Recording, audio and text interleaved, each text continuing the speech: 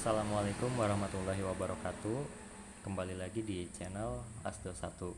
Kali ini saya akan memberikan gambaran mengenai bab 3, metode penelitian. Apa saja yang harus ada di bab 3 dan penjelasannya? Yuk simak video ini.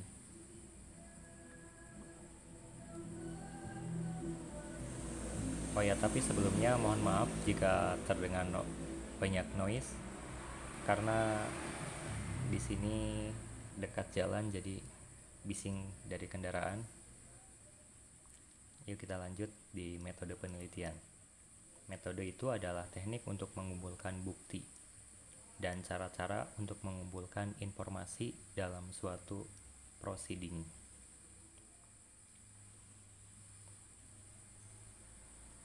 Nah, di sini juga kalian jelaskan model penelitian apa yang kalian gunakan dalam skripsi kalian dan juga alat apa yang kalian gunakan untuk membantu menyelesaikan skripsi kalian. Nah, selanjutnya dibuat operasionalisasi variabel. Ada variabel dependent atau variabel Y dan variabel independent atau variabel X. Selanjutnya dibuat tabel operasional variabel. Nah, di tabel ini berisikan variabel, definisi, indikator, dan skala. Di kolom variabel, kalian tuliskan variabel apa saja yang kalian gunakan dalam skripsi kalian. Selanjutnya, beri definisi dari setiap variabel yang kalian gunakan, serta cari indikator, karena indikator ini penting karena nanti akan kalian gunakan sebagai bahan penyusunan kuesioner. Dan jangan lupa kalian cantumkan juga skala apa yang kalian gunakan. Di sini saya menggunakan skala interval.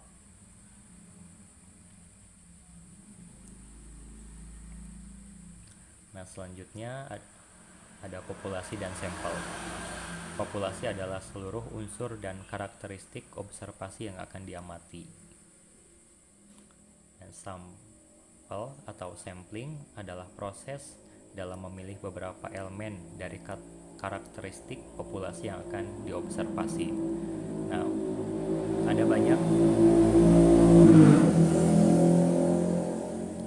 banyak rumus untuk mendapatkan sampling ini ya, jika populasi yang kalian ajukan itu terlalu banyak. Nah, kalian bisa menggunakan rumus Slopin untuk menentukan sampel. Nah, di sini populasi saya ada 131 dan setelah dimasukkan ke dalam rumus maka didapat 98 sampel. Nah, dan teknik pengambilan sampel yang dilakukan dalam penelitian ini adalah non-probability sampling dengan sampel accidental, dengan sampling accidental. Dan berikut kriteria yang saya berikan kepada responden. Pertama, konsumen yang datang ke dealer. Kedua, konsumen yang membeli motor di dealer. Terus setelah itu ada metode atau teknik pengumpulan data.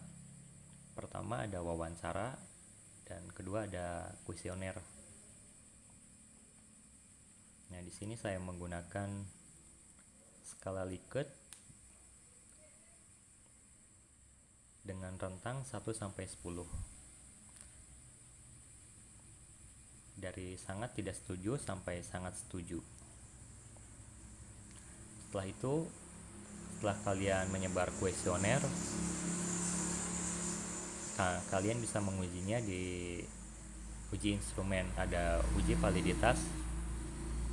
Uji validitas digunakan untuk mengukur sah atau valid tidaknya kuesioner. Nah, kalau ada kuesioner yang tidak valid, kalian bisa mengganti kuesioner itu atau pertanyaan itu, atau juga bisa dihilangkan.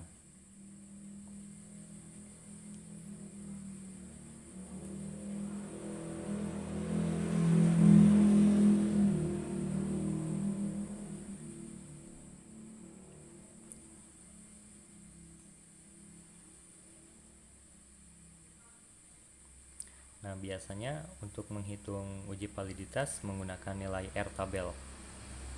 R tabel, ya R hitung lebih besar dari R tabel, maka pernyataan tersebut dinyatakan valid. Dan sebaliknya, jika R hitung lebih kecil dari R tabel, maka pernyataan tersebut tidak valid. Nah, seperti ini ya.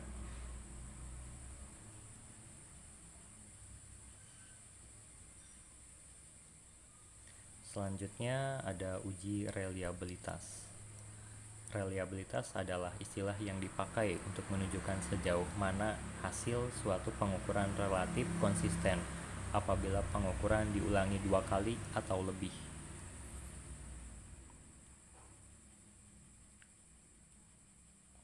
Nah, kalau diuji reliable, pernyataan dinyatakan reliable apabila Cron batch alpha lebih besar dari 70.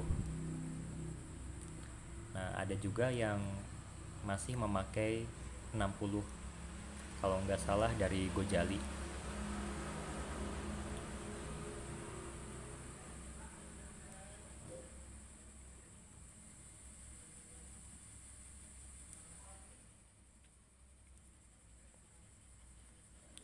Selanjutnya ada teknik analisis data. Analisis deskriptif. Analisis deskriptif adalah statistik yang digunakan untuk menganalisis data dengan cara mendeskripsikan atau menggambarkan data yang telah terkumpul sebagaimana adanya tanpa bermaksud membuat kesimpulan yang berlaku untuk umum atau generalisasi.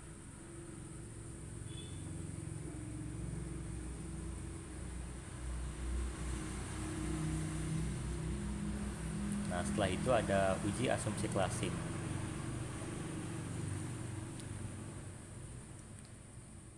Untuk memperoleh model regresi yang memberikan hasil yang baseline unbiased estimator atau BLUE,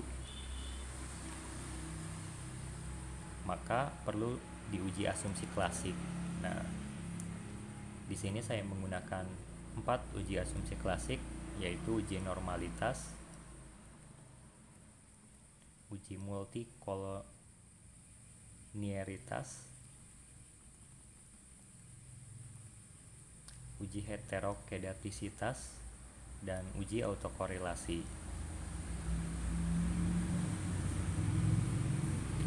Nah, setelah diuji asumsi klasik, maka ada uji regresi linear berganda.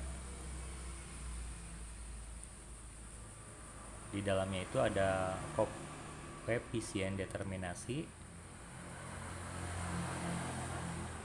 dan uji analisis regresi berganda ini adalah untuk menggambarkan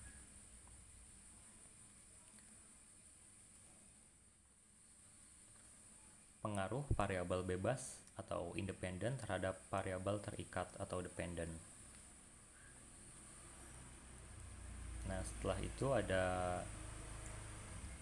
uji hipotesis. Nah, uji hipotesis ini ada 2 ya. Pertama uji simultan dan uji parsial. Uji simultan ini adalah uji yang contohnya itu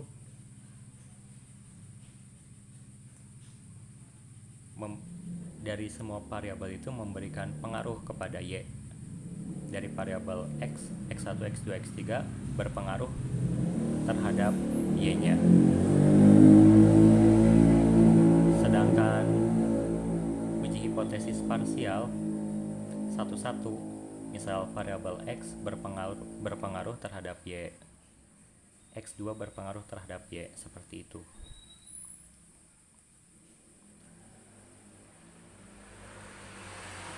Nah, mungkin itu saja yang bisa saya sampaikan dalam menggambarkan bab 3 ini.